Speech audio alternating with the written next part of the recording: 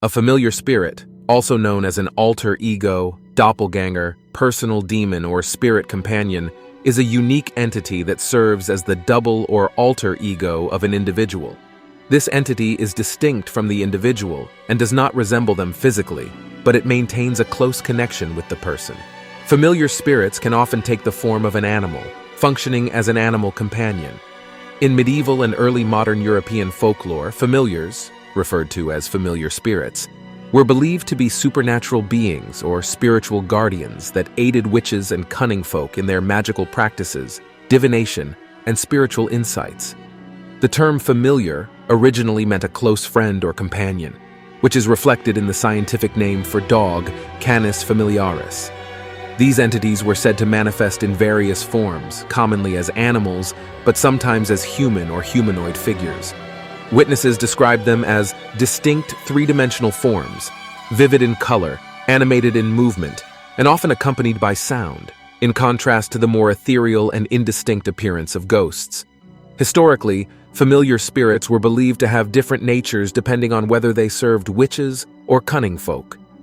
Familiars assisting witches were often perceived as malevolent, while those aiding cunning folk were considered benevolent, though there was some ambiguity in both cases. Familiars associated with witches were typically categorized as demons, while those with cunning folk were more commonly thought of as fairies.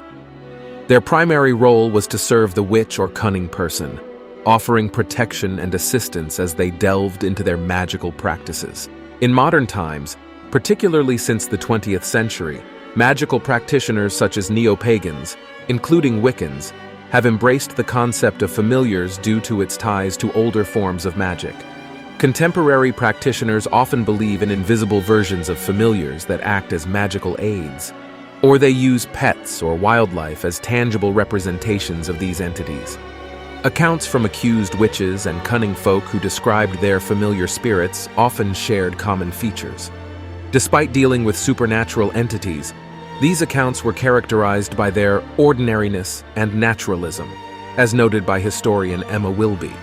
Familiar spirits were commonly depicted as small animals, such as cats, rats, dogs, birds, ferrets, frogs, toads, and hares. There were also instances involving insects like wasps and butterflies, and larger animals such as pigs, sheep, and horses. Familiars were typically housed in pots or baskets lined with sheep's wool, and were fed a variety of foods including milk, bread, meat, and blood. These spirits often had names, which were often down-to-earth and affectionate nicknames like Tom Reed, the familiar of Bessie Dunlop, or Griselle and Grittigot, familiars of 17th century witch Jane Wallace. An Agathian is a type of familiar spirit that can appear in the form of a human, animal, or even within objects like talismans, bottles, or magic rings. They are believed to be most potent or active around midday. During the early modern period in Britain, there were three primary types of encounter narratives concerning how witches or cunning individuals first encountered their familiar spirits. The first type involved the spirit appearing spontaneously before the individual during their daily activities, whether indoors, at home, or outdoors. Examples of this are found in historical sources. For instance, Joan Prentice from Essex, England, recounted during her witchcraft interrogation in 1589 that she was alone in her chamber and sitting upon a low stool preparing herself for bed when her familiar first appeared to her. Similarly, Cornish cunning woman Anne Jeffreys stated in 1645 that her familiar first appeared while she was knitting in an arbor in our garden. The second common manner in which familiar spirits appeared to magical practitioners in Britain was through being given to them by an existing individual, who could be a family member or a more powerful spirit. For example, alleged witch Margaret Lay from Liverpool claimed in 1667 that she received her familiar spirit from her mother upon her mother's death. In another instance, Leicestershire cunning woman Joan Willamot related in 1618 that a mysterious figure she referred to as her master instructed her to open her mouth so he could blow a fairy into her for her benefit. According to her account, after blowing into her mouth, a spirit in the form of a woman emerged onto the ground. Familiars are most commonly found in Western European mythology, with scholars suggesting that they are primarily present in the traditions of Great Britain and France. In these regions, Familiars are believed to fall into three categories: familiar spirits manifesting as humans and humanoids throughout Western Europe, divinatory spirits manifesting as animals, particularly in Great Britain and France, malevolent spirits manifesting as animals, specifically noted in Greece. In many cases, the magical practitioner would make an agreement or pact with their familiar spirit.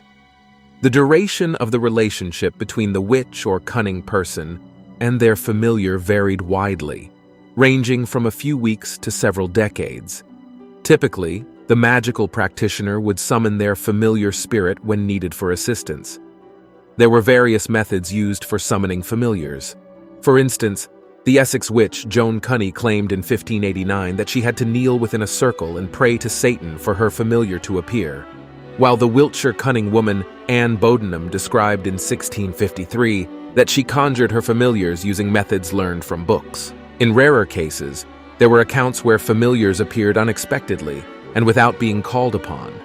For example, the Huntingdonshire witch Elizabeth Chandler noted in 1646 that she could not control when her familiars, named Beelzebub and Trullabub, appeared to her. She prayed for deliverance from them.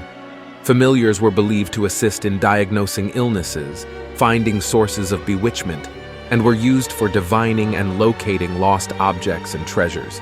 Magicians would summon them in rituals and sometimes imprison them in bottles, rings, or stones.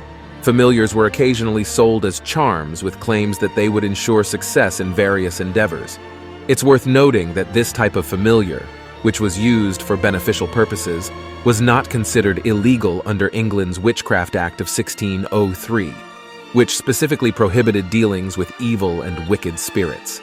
Thank you for watching. Please like, share, and subscribe.